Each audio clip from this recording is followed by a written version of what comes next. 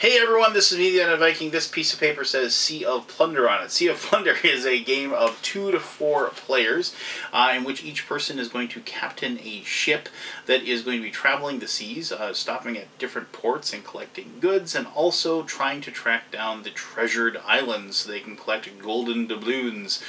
Goods and doubloons are going to be worth points, and when the game ends, whoever has the most points is going to win the game.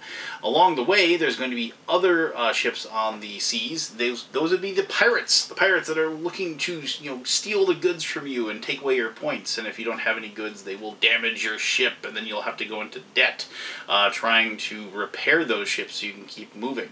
The pirates, and well, you yourself are going to control your ship on the board, and also you will be able to control the pirates as well, to kind of push them away from your ship and hopefully attack the other players and mess with them a little bit.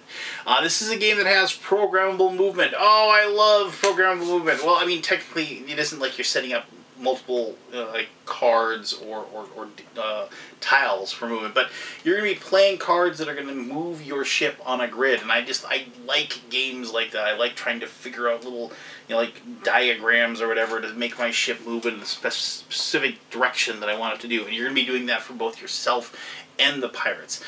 This is a very fun game that I had a lot of fun playing. Let me tell you more about it after I tell you how the game is played. So here we go, how to play Sea of Plunder.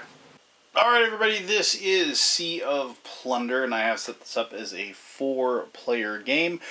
Each player will control one of these sailing ships that's on one of these color-coded islands.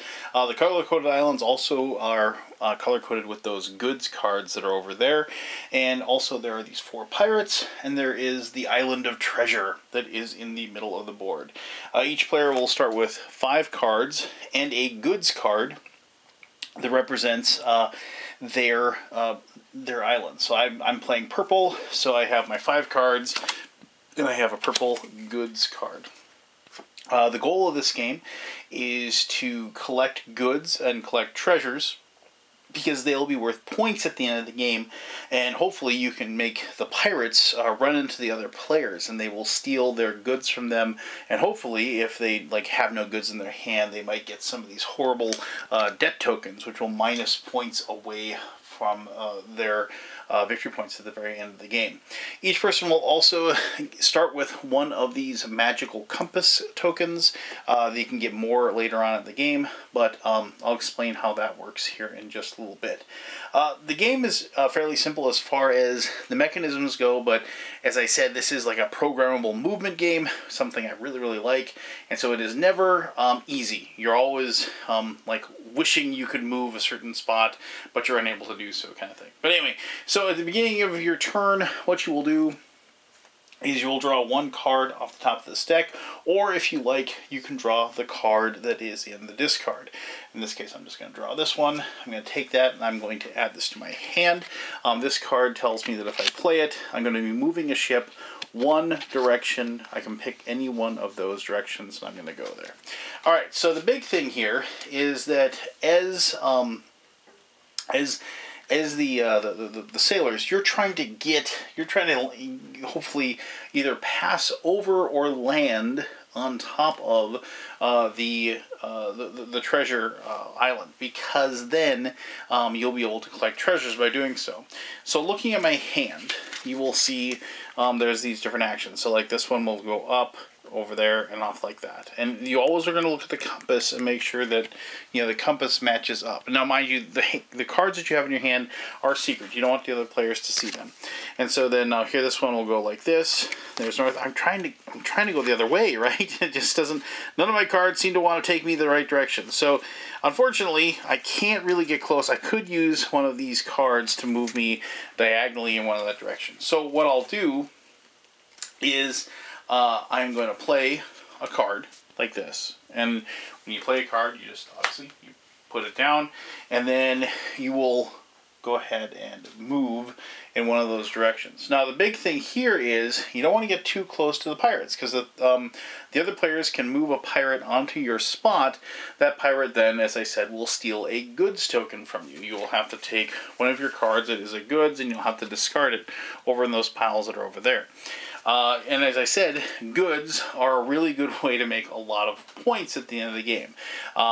You collect points using the goods cards in sets.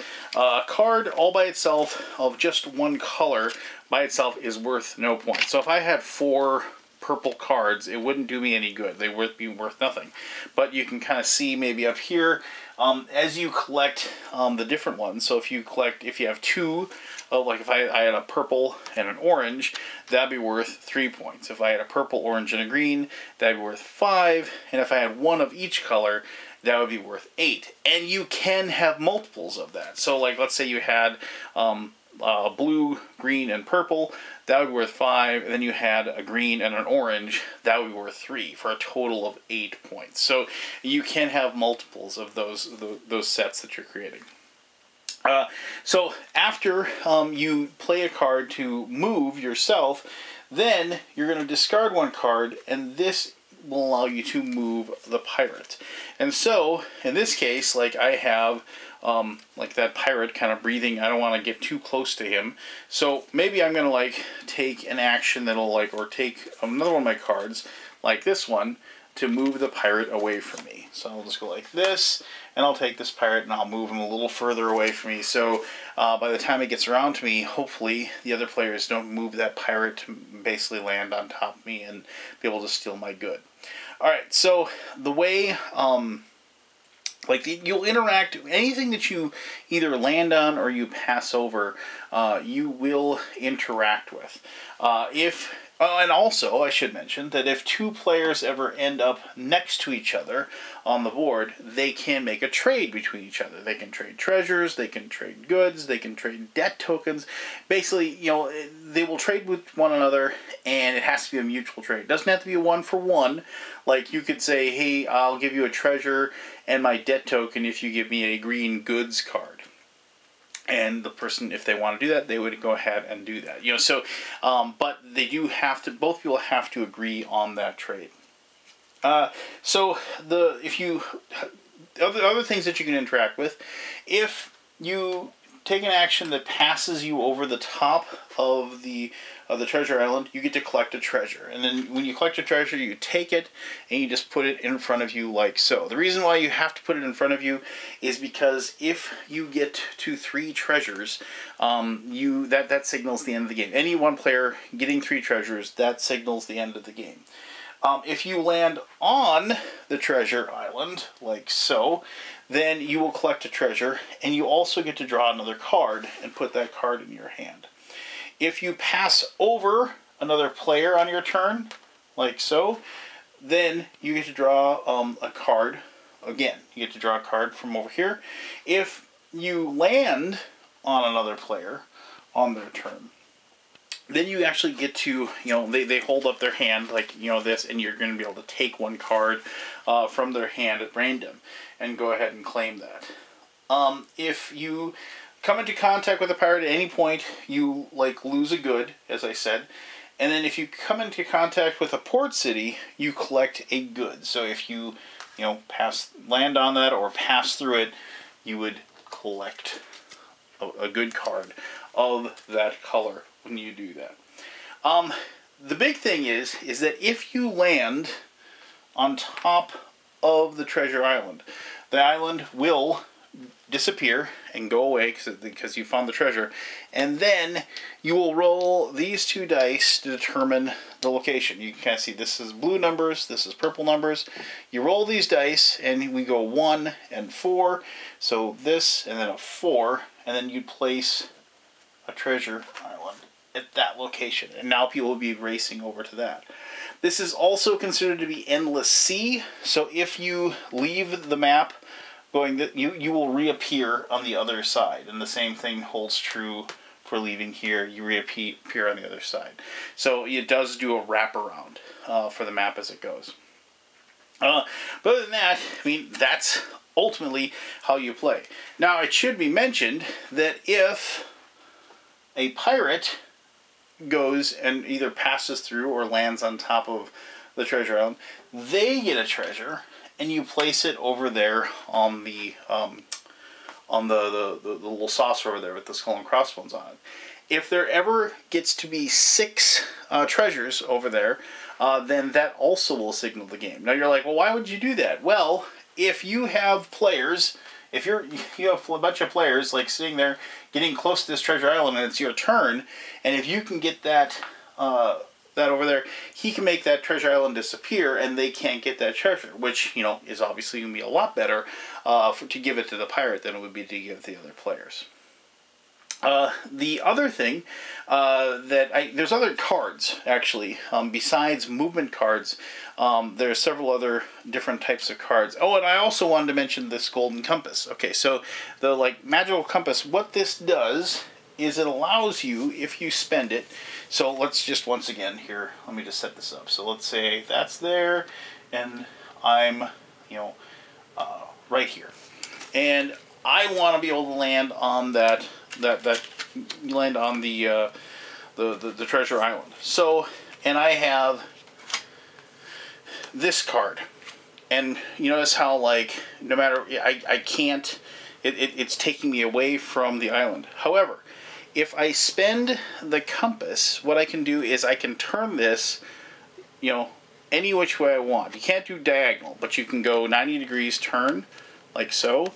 And what you can do is you can eventually get it into the spot where you need to be. So in this case, even though this normally the card is played like this, you're gonna play it like that. That would allow me to be able to land on that island by using that compass. And so the compass is that's the purpose. And of course, once you use them, you discard them. But like I said, there are cards that you can draw that will give you more compasses as the game is played. So let me just actually show you some other different cards that you have. There are cards that are action cards, which you'll see here. When you have an action card, it'll say other players with equal to or more treasures than you have to discard a card from their hand. So you can and action cards, you play those instead of playing them as moving your they're the card that you play instead of actually moving your ship. And also, it's kind of tough to see here. Remember, this is a prototype, but if you discard it as your discard, and to move a pirate, this is the pirate direction that you're allowed to use with the action card. There are, let me see here, nothing ventured, nothing gained. Another action card. Draw 1 card, then play 2 more, and then discard as normal. So you can actually play 2 different cards. This is an interesting one. The Hurricane. Move all the players according to your discard. So you'll move each person depending upon the card that you discard. Here we go. And this one is cool. It says move up to 2 treasure islands according to your discard. So you can actually move the islands that are on the board. And I did say islands. And the reason why I said islands is because there are cards that will allow you, there's event cards, like this one. It says add another treasure island to the board. And now you're going to have another one out there. Remember, whenever a treasure island goes away, you immediately replace it. So now when now there's going to be 2 islands on the board that people are going to be racing towards. And obviously that speeds up the game a little bit when that happens, because people are going to be able to have access to more treasure as they're playing. Also, there are cards that'll just be port cards like this. When you play a card like that, it takes you directly to the port. You don't actually pass over anybody, you just kind of teleport to the port, and you can then get that good there. Also, if somebody's on a port, you could play this and send a pirate to the port directly, and they do that as well. So there are several different types of cards that are in this deck that will affect the way the game is played. As far as the type of game, I love pirate-themed games, so I knew I was going to like this one just because of that. But I also am a huge fan of programmable movement and trying to figure out little puzzles and things like that. And I knew I was going to like this game, and lo and behold, I played this with my game group, and I played this with my family, and we had a lot of fun with it. But let me talk about that and more in my final thoughts. Oh, there we go. Sea of Plunder. All right. So, the game is, like I said, the mechanisms of the game aren't going to take you a long time to teach. I mean, the only big thing, I think, for us when we played it was remembering what certain interactions cause. You know, what happens when you pass through the treasure isle? What happens when you land on the treasure isle? What happens when you're next to another player? So on and so forth. Those types of things. The things I like about the game are, as I said, playing the cards. You know, figuring out which cards to play, place them down, get your ship in the direction, moving in the direction you need it to go, and then pushing the other pirates away, or pushing the pirates towards the other players. The big thing for me is, like, the tension. I think that's the thing that I like the most. Like, so when I put my ship close to other ships, like, am I far enough away that they can't get close to me? Am I far enough away that, like, the players won't, like, gang up on me and move a pirate and knock me down or things like that? So there's that tension as the play goes around the table and you're watching where your ship is and whether or not it's in a precarious position or not. And that's something I've always enjoyed. I like that nervous, like, am I gonna be okay kind of feeling, and so for a game which is, you know, fairly light on the rules, the amount of tension that it created in those turns actually was a very pleasant surprise. It kind of made the game, I'm not gonna say nerve-wracking, but it definitely was one of those, like, come on, go, you know, when you're waiting for a person to take their turn, and, like, you know, you're like, don't take my spot, don't take my good, don't do the thing that's gonna block me, don't do the thing that's gonna, like, hurt me and take my goods away, and you're waiting for them to take their turn and find out what happens to you. So I like that nervousness, but it wasn't so much that it was all consuming either, if that makes sense. But just enough to, like, kind of wet my whistle, if you will. You know, it's a pirate themed game. I've always really enjoyed pirate themed games that just kind of fit my mentality really well. Now, this was a lighter themed, if you will. I mean, this didn't have, like, you know, you weren't upgrading ships or like, you know, doing big giant backstories of things like that. But it had, once again, enough of the theme, enough of the pirate-y, you know, meat on the bone, that, once again, it wet my whistle. I like that terminology.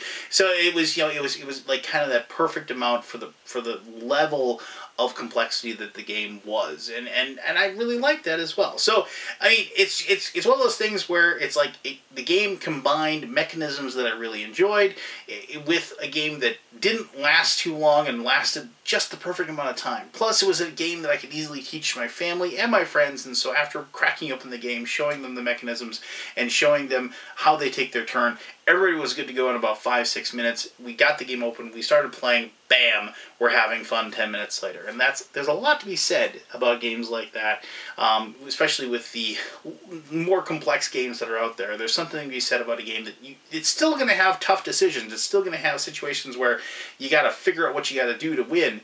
But, you know, it doesn't take a long time. You don't have somebody, you know, with the rule book, you know, staring at, you know, looking at rule number 7-A, you know, while everybody else is sitting at the table like, wondering what to do. So there you go. I mean, Sea of Plunder, it's a lot of fun. If this is going to be, if you like pirate themed games, if you like, you know, playing cards and moving your characters around or your ships around or whatever, I think you're going to enjoy this one a lot.